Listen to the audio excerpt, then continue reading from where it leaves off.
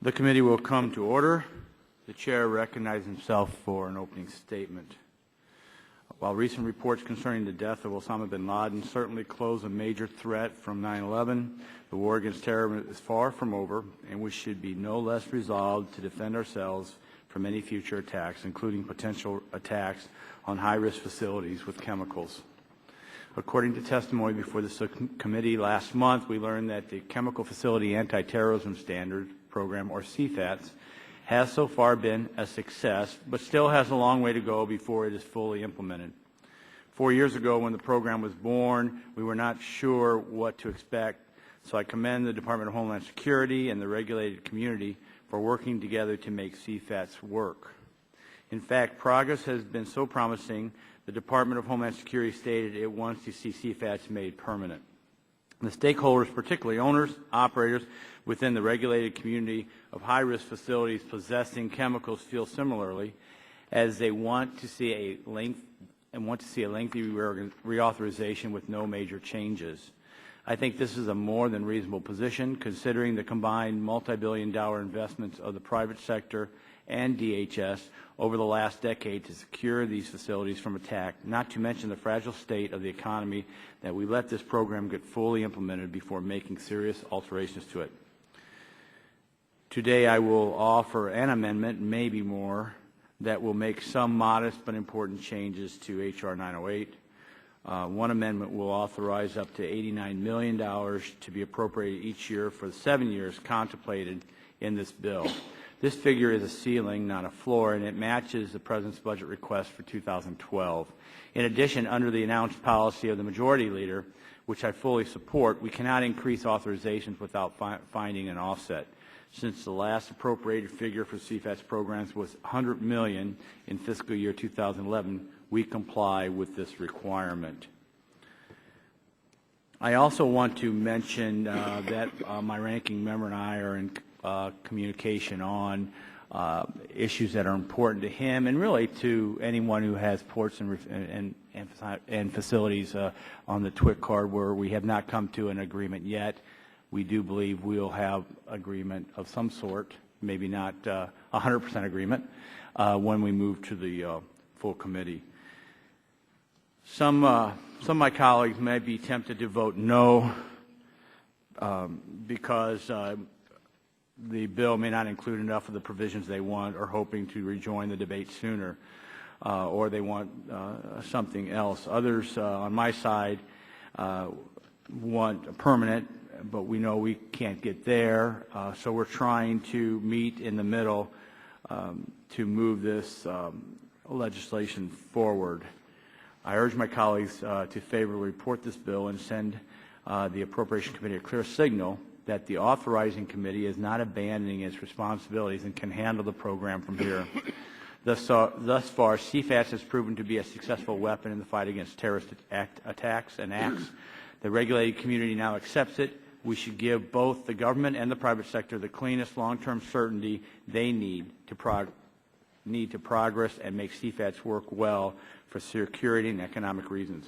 I urge an aye vote to report H.R. 908 to the full committee. I now recognize my friend, Mr. Green from Texas, for an opening statement. Mr. Chairman, thank you for holding the markup on H.R. 908, legislation to reauthorize the CFATS program. The legislation is vital to the district that I represent. We represent the largest concentration of chemical producing facilities in the United States and in our district. We also represent the workers at these plants, and most of them live in our district. Because I represent both the producers and the workers, I take this legislation very seriously, as it's so important to the safety of my constituents. Over the past few weeks, my staff and Chairman Waxman's staff have tried to come to an agreement on several issues with the majority. To date, with the possible exception of one issue I raised on the continuity on background checks, these issues have not been resolved. I want to maintain the Energy and Commerce Committee's jurisdiction over CFATS, and I signed on to the underlying bill, H.R. 908, for the understanding that the majority and minority would work with our staffs on several provisions. We're continuing to work on these issues, and I remain hopeful we will have agreement between now and the full committee. For me, this legislation is not about political games. It's about safety in our country, especially in our district. And again, we have the largest complex in the country. I'm I have a willingness to work with the majority. If they decide to not take me up on the offer, you have the votes to move the bill, no matter what. But I think we have a much better bill if the majority and the minority would work together. And I have no problem with moving it to the full committee so we can have some more time to work. Yield back my time. Gentleman yields back his time and thanks him. Now, the chair reminds members that pursuant to the committee rules, all members' opening statements will be made part of the record. Are there further opening statements? My colleague from Pennsylvania, Mr. Murphy, is recognized. Thank you, Mr. Chairman. The United States has been the world's biggest manufacturing nation for over a century. But this year, in 2011, we lose that esteem to China. The chemical industry alone has lost 90,000 jobs in the last 5 years. Today, however, it's readying for a resurgence. The abundance of domestic natural gas has placed America's chemical makers close to the feedstock needed for everything from fertilizers to paints to plastics to resins. And the success of these domestic chemical employers is essential to our nation's economic recovery. So if the President is serious about his call to double exports in 5 years, then look at the chemical industry where we can see the job success we all seek.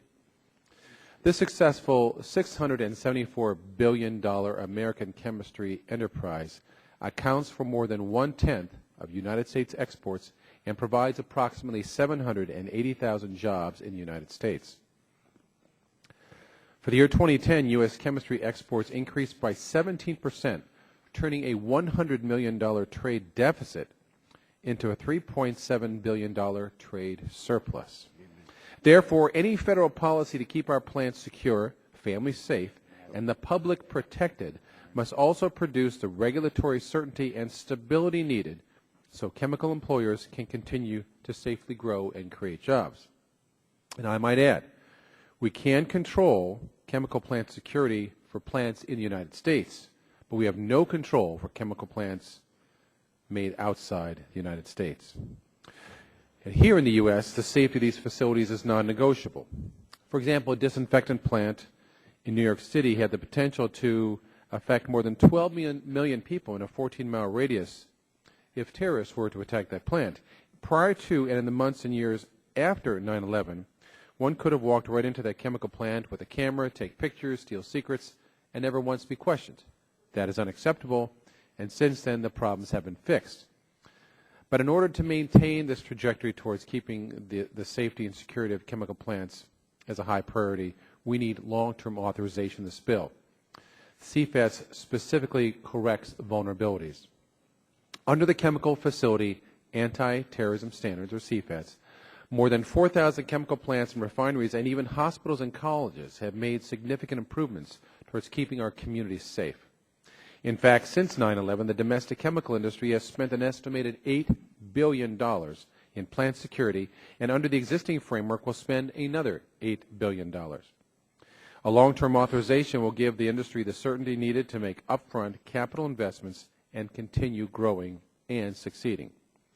Without this bill, however, our concern is the companies will run the risk of making costly decisions today that might run afoul of new and confusing regulatory standards of tomorrow.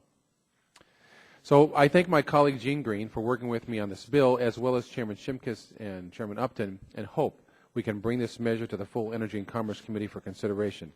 Let's pass this much-needed legislation and ensure a key part of our Homeland Security policy is kept in place while also maintaining and growing jobs here at home. And with that, I yield back.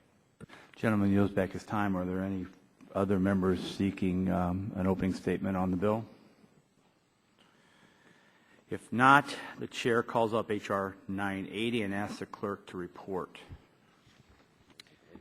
H.R. 908 to extend the authority of the Secretary of Homeland Security to maintain the Chemical Facility Anti-Terrorism Standards Program. Without objection, the first reading of the bill is dispensed with, and the bill would be open for amendment at any point so ordered. Following Chairman Upton's protocols for markups, are there any bipartisan amendments to the bill? If not, the chair recognizes himself to offer an amendment relating to the authorization levels and asks the clerk to report. An amendment offered by Mr. Shimkus. Without objection, the reading of the amendment is dispensed with, and the chair recognizes himself for 5 minutes in support of the amendment. As ranking member, Waxman pointed out at a hearing last month, the majority leader's protocols require that for a bill to be scheduled for House floor consideration, it must not increase current authorizations for appropriations. H.R. 908 did not include an authorization figure because the appropriations for the CFATS for 2011 had not been decided at introduction. Without an offsetting cut, and it must not authorize for appropriations such sums as may be necessary, as we debated a lot in the last Congress. Silence in a bill on authorizations of appropriations is treated as such sums authority. According to the Department of Homeland Security, the CFATS program received $89.928 million for fiscal year 2011. This amendment sets the authorization for appropriations at $89.92 million in each fiscal year authorized under the bill. With adoption of this amendment, H.R. 908 meets the requirements for consideration by the full House. And without, I'm asking unanimous consent to correct, in essence, a drafting error for the end of the amendment, which originally had 2018, and we would like it to state 2017.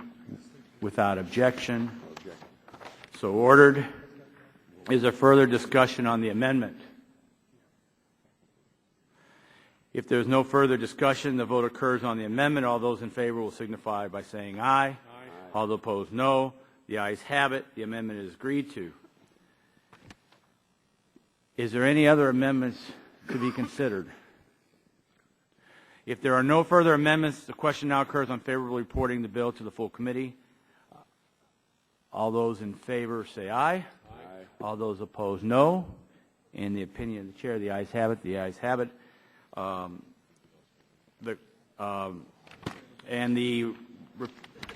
the ayes have it, and the bill is favorably reported.